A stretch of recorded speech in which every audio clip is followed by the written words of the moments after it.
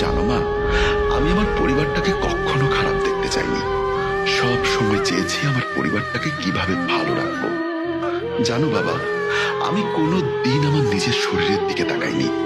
সব সময় আমার পরিবারের কথা ভেবেছি, তোমার কথা ভেবেছি, মায়ের কথা ভেবেছি, ভাইয়ের কথা ভেবেছি, আর ভেবেছি আমার ছোট বোনটির কথা। কিন্তু তোমরা কেউ কখনো আমার কথাটা ভাবনি। ভেবেছে আমার ওই পিচ্চি বোনটা। আচ্ছা মা, শুনেছি সন্তান কষ্টে থাকলে নাকি মায়েরা বুঝতে পারে। কই, তুমি তো কখনো বুঝতে পারোনি আমার কখন মন খারাপ থাকে। কিন্তু আমার ওই পিচ্চি বোনটা ঠিকই বুঝতে পেরেছে। মা, আমি কি আসলে তোমার নিজের সন্তান নাকি কুড়িয়ে পাওয়া সন্তান? জানো মা, আমি যখন প্রবাসী ছিলাম তখন যত টাকা ইনকাম করেছি সব তোমাদেরকে পাঠিয়েছি। আমি নিজের জন্য কিচ্ছু রাখিনি। বিশ্বাস করো, আমার তো ঠিকঠাক মনেও পড়ে না কবে দুমুঠো ভালো খাবার খেয়েছি। ভেবেছিলাম বাড়িতে এসে তোমাদের সাথে একসাথে বসে দুমুঠো ভালো খাবার খাবো, কিন্তু ভালো খাবার তো দূরের কথা, তোমরা কোনো দিন আমার সাথে বসে একসাথে খাবার খাওনি। জানো, আমার খুব ইচ্ছা ছিল তোমাদের সবার সাথে বসে খাবো, কিন্তু সেটা আর হলো কই। তোমরা তো আমার খবরই ঠিকঠাক নাওনি। খেয়েছে কি খাইনি সেই খবরটাও নেওনি। মা, তুমি না আমার কাছে তোমার সোনার চেন, কানের দুল আর একটা রিং চেয়েছিলে। মা, আমি তোমার জন্য সব এনেছি, কিন্তু তোমাকে দেবার মতো সাহস আমার হয়ে ওঠেনি, কারণ তোমরা তো আমাকে কথা বলারই সুযোগ দাওনি। আমার লাগেজে তোমার সব জিনিসপত্র আছে, তুমি নিয়ে নিও। বাবা, তুমি তো আমার নিজের বাবা, তাই না? আমি তো তোমার নিজের সন্তান, কিন্তু তুমি কি করে পারলে আমার সাথে এতটা নিষ্ঠুর আচরণ করতে? জানো বাবা, আমি তোমাকেও খুব ভালোবাসি, কিন্তু তোমার থেকে কোনো দিন একটু ভালোবাসা পাইনি।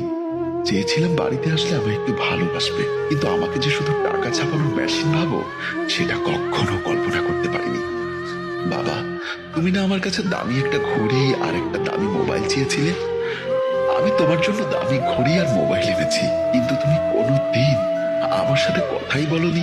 কুকুরের মতো ব্যবহার করেছো আমার সাথে। ভেবেছিলাম জিনিসপত্রগুলো নিজ হাতে তোমাদেরকে দিব, তার হলো না। বাবা, তোমার দামি ঘড়ি আর তোমার মোবাইলটা আমার লাগেজেই আছে, তুমি নিজ হাতে বের করে নিও। মা, তুমি না বলেছিলে ছোট ভাইয়ের জন্য একটা ল্যাপটপ আর ব্যবসার জন্য 5 লাখ টাকা দিতে। মা, আমি ওর ল্যাপটপ আর 5 লাখ টাকাও এনেছি, আমার বালিশের নিচে রাখা আছে। বালিশটা সরিয়ে ওগুলো সুমনকে দিয়ে দিও। কিন্তু আমার নিজ হাতে তো আর দেওয়া হলো না, তাই তোমরাই দিয়ে দিও। বাবা, তুমি না বলেছিলে আমার ছোট বোনের বিয়ের জন্য ওর সোনার চুড়ি, কানের দুল, হাতের বালা, গলার চেন লাগবে আর 3 লাখ টাকা লাগবে। বাবা, আমি আমার পিচ্চি বোনের জন্য সব এনেছি। লাগেজের উপরে চেনটা খুললেই পেয়ে যাবে। তোমরা ভাবছো আমি দেশে এত টাকা পাঠানোর পরও এত টাকা কি করে নিয়ে আসলাম? জানো মা, আমি দিন রাত 24 ঘন্টা মিলে 20 ঘন্টাই কাজ করতাম, কখনো নিজের শরীরের দিকে তাকাইনি। আর তারই ফলস্বরূপ আমার মাথায় বাসা বাঁধলো ব্রেন টিউমার। জানো, ভালো করে কখনো চিকিৎসা করিনি, ভেবেছিলাম এমনি হয়তো ঠিক হয়ে যাবে, কিন্তু একটা সময় পর ব্যথা সইতে না পেরে ডাক্তার দেখাই, আর তখন ডাক্তার বলে আমার ব্রেন টিউমার। আমি লাস্ট স্টেজে আছি, বড় জোর 1.5 মাস বাঁচবো। তাই আর কোনো কিছু না ভেবে 24 ঘন্টা কাজ শুরু করি, আর টাকা জমিয়ে তোমাদের সব চাওয়া পূরণ করে দেশে আসি।